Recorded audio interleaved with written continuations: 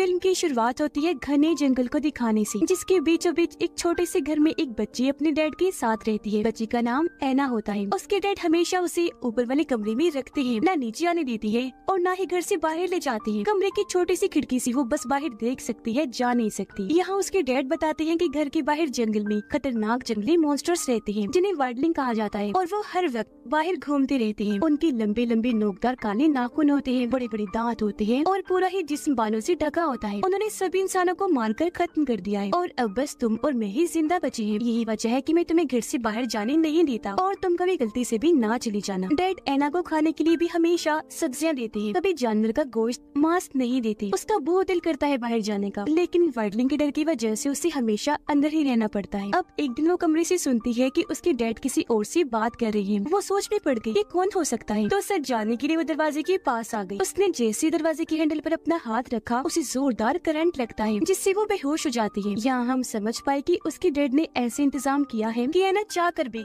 कभी बाहर ना आए। अब जब ऐना को होश आई तो उसके डैड केक लेकर आते हैं और कहने लगी, हैप्पी बर्थडे बेटा, आज मेरी बेटी की सालगिरह है, और तोहफे में उसे छोटा सा सफेद रंग का चूहा देती है। ऐना उनसे पूछती है कि आप बाहर किससे बात कर रहे थे, कौन था, जबकि आपने तो बताया था कि सब मर चुके हैं, हम दोनों के अलावा और कोई भी नहीं रहा। अब ये सुनकर उसके डैड सोच में तो पड़ ही गए थे, लेकिन वो सीधा जवाब देने की बजाय उसे कहते हैं, मेरी बेटी, इस दुनिया की अब आखिरी बच्ची तुम ही हो। यही वजह है कि मैं तुम्हें हर हाल में महफूज रखना चाहता हूँ, फिर चाहे मैं कुछ भी करूँ। अब कुछ दिन में ऐना और चूहे की काफी अच्छी दोस्ती हो गई, इसीलिए वो हमेशा उसके साथ खुशी से खेला करती थी। लेकिन फिर एक दिन चूहे की मौत हो गई। अब ऐना उसे जगाने की कोशिश करती है, क्योंकि उसे तो ये भी नहीं पता था कि मौत क्या होती है। तब भी उसके डैड ऐना को नहीं बताते, बल्कि ये कह देती है कि वो दरअसल ये चूहा यहाँ रहना नहीं चाहता, इसे यहाँ का माहौल पसंद नहीं आया, तो ये सो गया है ताकि मैं इसे कहीं और ले जाऊँ। जो कहकर वो चूहे को घर से बाहर ले जाती है और यहाँ ऐना एक बार फिर अकेली पड़ जाती है। वो जब सोई हुई थी तो उसे वाइल्डलिंग का डरावना सपना आता है, जिससे वो अंधेरे में है और उस पर वाइल्डलिंग का हमला हो गया है, जिस वजह से वो इतना डर गई कि फौरन नींद से उठ जाती है। अब कुछ दिन के बाद ऐना में बड़े होने की निशानियां जाहिर होने लगती हैं, जिस वजह से उसके डैड घबरा जाते हैं और उसे एक इंजेक्शन देना शुरू कर देते हैं ताकि वो जल्दी ग्रो ना करे, जल्दी बड़ी ना हो। अब ऐना को कुछ समझ नहीं आती कि मेरे डैड ऐसा क्यों कर रहे हैं, क्योंकि ये इंजेक्शन इतना तेज था कि वो अक्सर बेहोश हो जाया करती थी। और फिर ऐसे ही सब चलता रहा। उसके डैड हर रोज उसे इंजेक्शन दिया करती थी। ऐना वक्त के साथ साथ थोड़ी बड़ी तो हो ही रही थी, लेकिन इंजेक्शन की वजह से उसे इतनी कमजोरी हो गई थी कि वो हर वक्त बिस्तर पर ही पड़ी रहती थी। उसमें उठने की जरा भी हिम्मत नहीं थी। वो अपने डैड को कहती है कि जैसी हालत मेरे चूहे की हुई थी, मैं भी बिल्कुल वैसा ही महसूस कर रही हूँ, तो आप ही मुझे वहीं भेज दीजिए ना जहाँ आपने चूहे को भेजा है, क्योंकि अपनी हालत देखकर मुझे लग रहा है मैं यहाँ नहीं रह पाऊंगी, मैं बहुत तंग आ चुकी हूँ। ये सारी बातें बताकर वो बहुत ज्यादा दुखी हो जाती है। ये देखकर उसके डैड को भी काफी बुरा लगा। उन्हें खुद पर शर्मिंदगी होने लगी कि मैंने ये क्या कर दिया इसके साथ, इसकी जिंदगी ही बर्बाद कर दी। उन्हें खुद पर इतना गुस्सा आया कि उन्होंने गन अपने मुंह में रख के गोली चला ली। अब वो मरे या नहीं ये हमें दिखाया नहीं जाता, सीन इधर ही कट हो जाता है। अब दिखाया जाता है कि ऐना एक हॉस्पिटल में है, जहाँ उसकी हालत अब और खराब हो गई है और उसके चारों तरफ डॉक्टर्स खड़े हैं। उसे जैसे होश आई, अपने सामने पहली बार इतने सारे इंसानों को देखकर वो घबरा जाती है, अपना कंट्रोल खो देती है। इसी तरह वहाँ से उठी और बाहर भाग जाती है, जहाँ से सीधा वो छत पर आ गई। अब पहली बार सूरज को देख रही थी, तो यहाँ भी वो काफी परेशान हो जाती है। सूरज की रोशनी पहली बार उसकी आंखों पर पड़ी थी, तो चक्कर खाकर वो बेहोश हो जाती है। तब डॉक्टर्स उसके पास आए, फिर से उसे उठाकर कमरे में ले आते हैं और इस बार ऐना को बेड से बांध देते हैं। उसे जब होश आई तो सामने एक पुलिस ऑफिसर बैठी थी, जिसका नाम एलन था। वो ऐना की ऐसी हालत देखकर सोच में पड़ जाती है और डॉक्टर से पूछने लगती है कि आखिर इस लड़की को क्या हुआ है। डॉक्टर बताता है कि काफी अरसे से इसे एक इंजेक्शन दिया जा रहा था ताकि ये जल्दी ग्रो ना करे, और इसे हमेशा एक कमरे में ही रखा जहाँ से ये कभी बाहर नहीं आई थी, और आज पहली बार इतने सारे इंसानों को देख रही है, तो इसी वजह से ऐसा बर्ताव कर रही है। अब एलन ऐना को अपनी हिरासत में ले लेती है, पर वो उसे पुलिस स्टेशन ले जाने की बजाय अपने घर में ले आती है, जहाँ एलन का छोटा भाई भी उसके साथ रहा करता था। वो जब ऐना को देखता है तो दोनों की दोस्ती हो जाती है। अब ऐना उनकी फैमिली से घुल मिल रही थी, इसलिए एलन सीनियर डॉक्टर से कहती है कि प्लीज मुझे इस बात की इजाजत दे दीजिए, मैं ऐना को अपने साथ अपने घर पर रखना चाहती हूँ, क्योंकि वो दूसरे इंसानों से घबराती है। उसे नहीं पता कि फैमिली क्या होती है। मैं उसे अपने साथ रहकर सिखाऊंगी कि नॉर्मल जिंदगी क्या होती है, और मुझे लगता है मेरे घर में वो महफूज रहेगी। अब डॉक्टर को काफी हद तक ये ठीक लगा, इसलिए वो एलन को इस बात की इजाजत दे देता है। अब हॉस्पिटल में हम एना के डैड को देखते हैं। जी हाँ, वो मरे नहीं थे, बस गोली से जख्मी हो गई थी, लेकिन उनकी हालत बहुत खराब थी। वो जिंदगी और मौत के बीच खड़े थे। उधर एलन का भाई एना से इतना घुल मिल गया था कि वो उसे बहुत कुछ सिखाता है। जहाँ जाहिर है एना के लिए सब नया था और उसे बहुत अच्छा लग रहा था। वो उसके साथ स्कूल भी जाती है और दूसरे लोगों से मिलकर काफी अच्छा महसूस भी करती है। अब जब से वो समझदार हुई, हर चीज को समझने लगी, तो उसे महसूस होने लगता है जैसे बहुत दूर की आवाज मुझे पास से सुनाई दे रही है और दूर उसे अजीबोगरीब ख्याल भी आते हैं। लेकिन वो उनसे नहीं घबराती, बल्कि पूरे दिल से इस जिंदगी को अपना लेती है। वो बहुत सारी किताबें पढ़ती है, जहाँ उसे पता लगता है कि वो जंगली मॉन्स्टर्स यानी वाइल्डलिंग्स नॉर्थ एरिया में रहते हैं। फिर अब ऐसे ही दिन गुजरते गए, जहाँ हम एना के जिस्म में होने वाले बदलाव साफ साफ देख पा रहे थे, जैसे कि उसके नाखून काले होना शुरू हो गए थे, पर वो ये बात किसी को नहीं बताती। अब एलन एना के पास आई और बताती है कि मैंने तुम्हारा डीएनए टेस्ट करवाया था, जिसकी रिपोर्ट आ गई है। उसके मुताबिक वो आदमी जिसके साथ तुम रहती थी, वो तुम्हारे असली डैड नहीं है, बल्कि वो तुम्हारे सौतेले डैड थे, इसी वजह से तुम्हें पाल रहे थे। ये सुनकर एना काफी परेशान हो जाती है और सोच भी पड़ गई कि अगर वो मेरे डैड नहीं तो फिर मेरे असली माँ बाप कौन है और वो कहाँ होंगे। अब उसे परेशान देखकर एलन का भाई उसे तसल्ली देता है और अभी दोनों मिलकर अपने क्लासमेट के घर जाते हैं, जो इनके साथ पढ़ता था, जिसके घर पर पार्टी चल रही थी। अभी पार्टी का माहौल भी क्योंकि एना के लिए नया था, इसीलिए उसे ये सब भी अजीब लगता है, लेकिन फिर उसे अच्छा महसूस होने लगा। वो एंजॉय करने लगती है और शराब भी पीती है। उसे चक्कर आने लगे, लेकिन फिर थोड़ी ही देर बाद वो ठीक भी हो गई। अब उसने नोटिस किया कि मेरा एक क्लासमेट मुझे घूर रहा है, लेकिन उसे नजरअंदाज करके वो एलन के भाई से बातें करने लगी। वो जब एना के करीब आया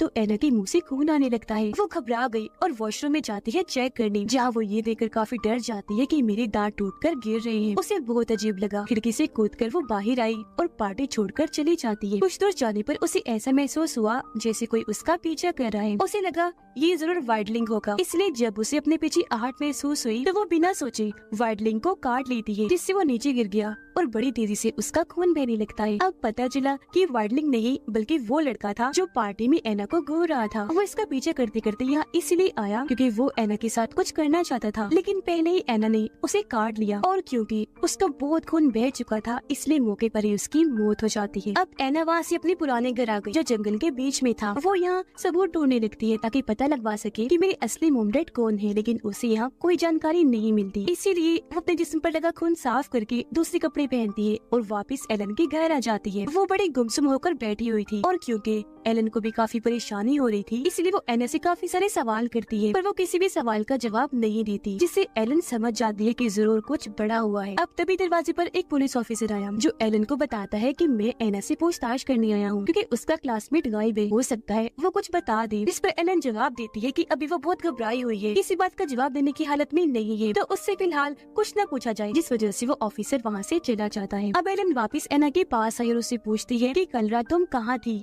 और इतनी चुपचाप क्यों हो, लेकिन यहाँ भी एना कोई जवाब नहीं देती बल्कि नेल पॉलिश लगाने लगती है। एलन को गुस्सा आ गया कि ये मुझे कैसे नजरअंदाज कर रही है, तो तंग आकर वो एना पर गुस्सा करने लगती है, जिस पर उसका भाई समझाता है कि शांत हो जाए और प्लीज इसे मत डांटे, मैं पूछता हूँ मुझे जवाब दे देगी। जिसके बाद वो एना से बात करता है, पर उसके कोई जवाब ना देने पर वो एना का मुंह खोलता है और देखता है कि एना के जो दांत टूट गए थे वहाँ से अब कुछ और निकल रहा है, जो बात बहुत अजीब थी। ये देखकर वो काफी घबरा गया और जल्दी से अपनी बहन एलन के पास जाता है इस सब के बारे में बताने के लिए, जिस बीच मौका पाकर एना जंगल की तरफ भाग जाती है क्योंकि उसे डर था कि कहीं ये लोग मुझे कुछ करना दे, लेकिन एक जगह रुककर सोचती है कि मैं कहाँ जाऊँगा, मुझे तो बहुत भूख लगी है। तब उसकी नजर एक शिकारी पर गई, जिसके पास वो जाती है और देखती है कि इसने वुल्फ यानी भेड़िए वाला मास्क पहना हुआ है। वो समझ गया कि इसे भूख लगी है, तो एना को वो खाना देता है।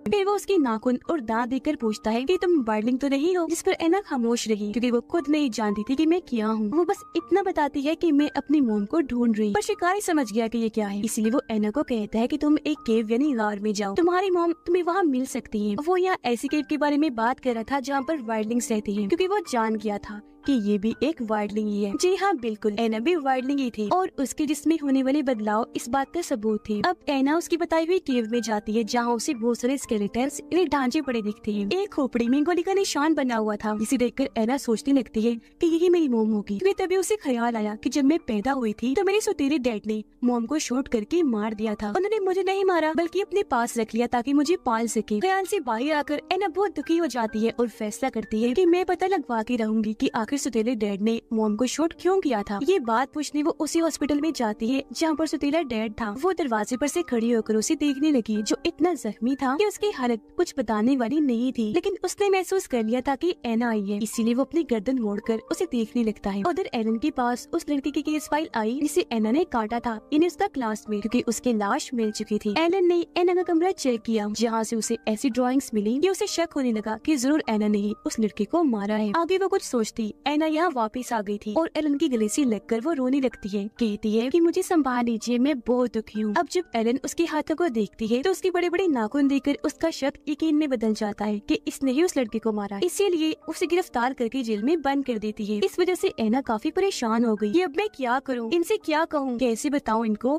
कि मेरे जिस्म में क्या हो रहा है और मैं कैसा महसूस कर रही हूँ। वो जब शीशे में अपने दांत देखती है तो उसे याद आने लगा कि मेरे दांत तो बिल्कुल वैसे ही हैं जिसे केव वाले स्केलेटन के थे। अब तभी उससे मिलने सुतीला डैड आया, जो अब ठीक हो चुका था। वो एना को कहता है कि सारी गलती मेरी ही है, मुझे तुम जैसी वाइल्डलिंग्स को पालना ही नहीं चाहिए था और मुझे इस बात का भी दुख है कि तुम यहाँ बंद हो। वो फिर इंजेक्शन निकाल कर कहता है कि ये इंजेक्शन लगवा लो, क्योंकि इसकी वजह से तुम यहाँ से आजाद हो सकती हो। अब एना जो पहले ही उसकी बातों से दुखी होकर रो रही थी, वो इंजेक्शन लगाने से मना कर देती है, जिस वजह से उसे इतना गुस्सा आया कि वो यहाँ से चला जाता है। थोड़ी देर बाद एलन वहाँ आई और देखती है कि एना बड़ी अजीब तरह से एक जगह पर सिमट कर सो रही है, जैसे कोई जानवर सोता है। पर उसे क्या पता था कि वो नाटक कर रही है, क्योंकि एलन जैसे लॉकअप खुल के अंदर आई, एना उस पर हमला करके उसे धक्का मारकर वहाँ से भाग जाती है। बाहर एलन का भाई गाड़ी में बैठा था, तब वो जल्दी से गाड़ी में बैठकर उसे गाड़ी चलाने का कहती है और ये लोग जंगल की रास्ते काफी आगे निकल आए थे। एक जगह वो गाड़ी रुकवाकर उसे बता देती है कि मैं कोई इंसान नहीं हूँ, बल्कि एक जंगली मॉन्स्टर हूँ,